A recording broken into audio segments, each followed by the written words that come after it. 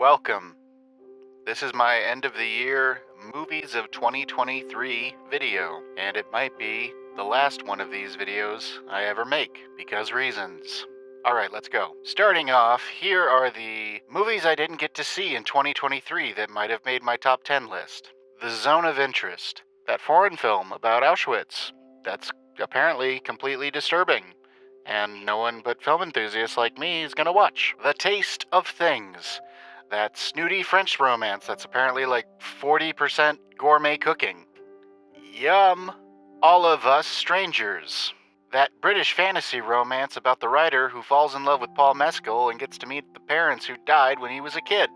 Dream Scenario, that movie where Nick Cage starts showing up in everybody's dream. And Godzilla -1, that low-budget Godzilla movie everybody's freaking out about right now, saying it's one of the best movies of the year. Wish I could have seen those movies. Oh well. Next up, here are the movies that weren't getting anywhere near my top 10 list. Master Gardener was just kind of redundant and boring, as was Maestro, the latest film by and starring Bradley Cooper, which seemed more like a vanity project to get him an Oscar rather than a tribute to Leonard Bernstein. Dungeons and Dragons: Honor Among Thieves. This movie wasn't bad, but it was definitely overhyped. Sure, Chris Pine is funny, but honestly, I'd rather just be playing Baldur's Gate 3. Just like I'd rather play Super Mario than watch the Super Mario Bros. Movie, which made $1 billion because it was designed in a lab to appeal to children and people on drugs, had the simplest plot, excessive fan service, is basically just a commercial for a product. And so was Flamin' Hot, that Frito-Lay commercial, inspiring story about the Mexican janitor who created Flaming Hot Cheetos that actually turned out to be totally made up bullshit. Now, here are some honorable mentions that didn't quite make it to my top 10 list. Air, Blackberry, and Barbie. These were some of the best films this year about products in a year filled with movies about products, and reminded me that I need to make sure I'm fulfilling my purpose on this earth, which is to be a consumer of products. I also liked Asteroid City, the latest from Wes Anderson, that in true Wes Anderson form is a colorful, witty, dark comedy with a giant cast, and I enjoy it more on repeat viewings. And I also liked The Iron Claw, which will probably be remembered as the moment we all collectively went, holy crap, Zac Efron's a great actor. And now, without further ado, the top 10 list. Number 10. The Killer. Directed by the David Fincher and starring Michael Fassbender as an extremely professional assassin who fucks up a job and shit goes south. I thought this was a really great role for him. He's pretty chilling here and oddly comedic in a real dorky kind of way. Kirk Baxter, once again, proves to be one of the best editors in the business. I really love the pace this movie goes at. Sound design's pretty incredible. It's just really great all around on a technical level. Number 9. Anatomy of a Fall. Directed by Justine Triet and starring Zandra Hula as a woman suspected of murdering her husband. It's a provocative, thrilling courtroom drama with all kinds of twists and turns, and left me still piecing together all the evidence and wondering about the case long after I finished the film. The filmmaking is extremely confident, the performances are all incredible. Oh, it also won the Palme d'Or at Cannes this year. Number 8. American Fiction.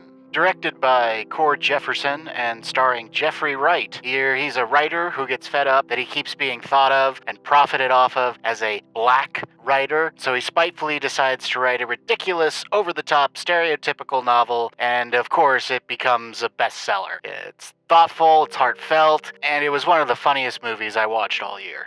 Number 7.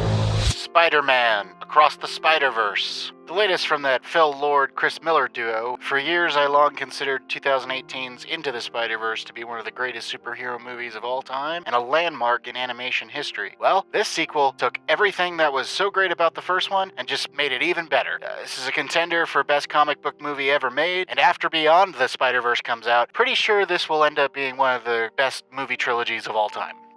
Number 6. Killers of the Flower Moon. Directed by V. Martin Scorsese and starring Lily Gladstone as Molly Burkhart, Leonardo DiCaprio as her husband Ernest, and Robert De Niro as his uncle William Hale, who orders the contract killings of the wealthy Osage people after oil is discovered on their land. It's a true story and a damning reminder of America's past and present sins. Yes, it's 3.5 hours long, but the story is so engrossing and the filmmaking so masterful that the runtime never bothered me. Number 5. Oppenheimer.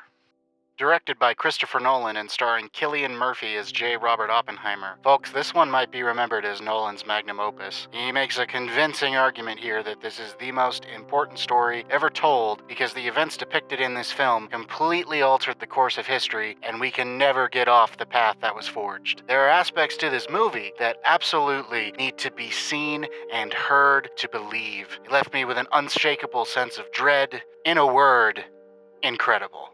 Number 4. Past Lives.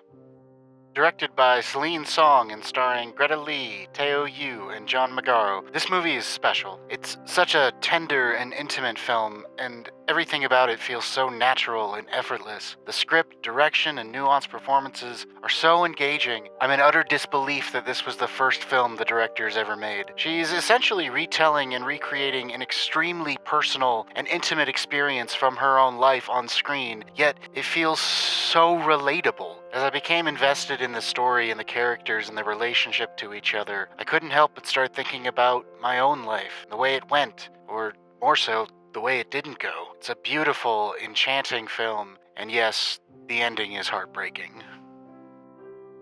Number 3. The Holdovers.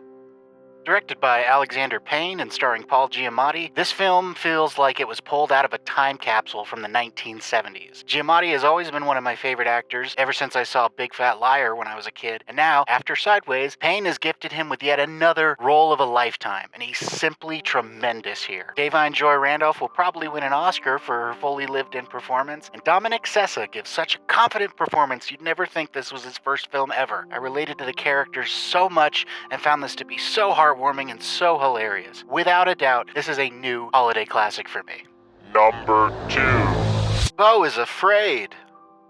Directed by Ari Aster and starring Joaquin Phoenix as Beau, a man plagued with crippling anxiety who's forced to embark on a Kafkaesque odyssey to go see his mom. If you've ever wondered what my lonely, imaginative, paranoid, anxiety-ridden brain feels like, well, I think this movie comes pretty close. Thank goodness it's not a perfect comparison, but I often did feel like I was watching my own psyche play out in front of me. The movie is both brooding and bonkers, and I simply love movies like that. I just wish it had kept its working title, Disappointment Boulevard. And finally, it's time for what I consider to be the best film of 2023, and possibly one of the best films I have ever seen. Number 1. Poor Things.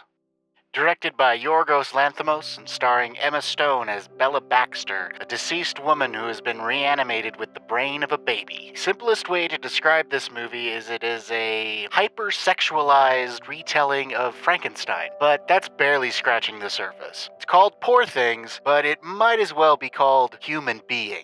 Yorgos Lanthimos, as a filmmaker, seems to like to question and challenge what it means to be human and have human relationships. To date, all of his films have been exquisitely detailed and they make the absurd feel authentic. With this film, I think it would be fitting to declare him the modern king of weird fucking movies. And if you were unconvinced before, with her role as Bella Baxter, Emma Stone is staking her claim as one of the great film actors of my generation. Also need to give praise to Mark Ruffalo here too. He's playing an against-type role that we've never seen him play before. He's creepy, sinister, insecure, pathetic, and hysterical throughout, and absolutely knocks it out of the park. One thing I love about this film is that it does what so many great fantasy films do, in that it exists in its own indefinable setting. It's Victorian, it's modern, it's futuristic, all at the same time. Ultimately, this film is one of the wildest, most unexpected, and unforgettable cinematic experiences I've ever had, and probably will ever have. It makes me think so much about what it means to be alive. It's magnificent. For me, it is the best film of 2023, and anything else ain't even close. Alright, that about wraps it up for my Best Movies of 2023 video. As always, if you saw something interesting, I hope you go check it out. Thanks for stopping by.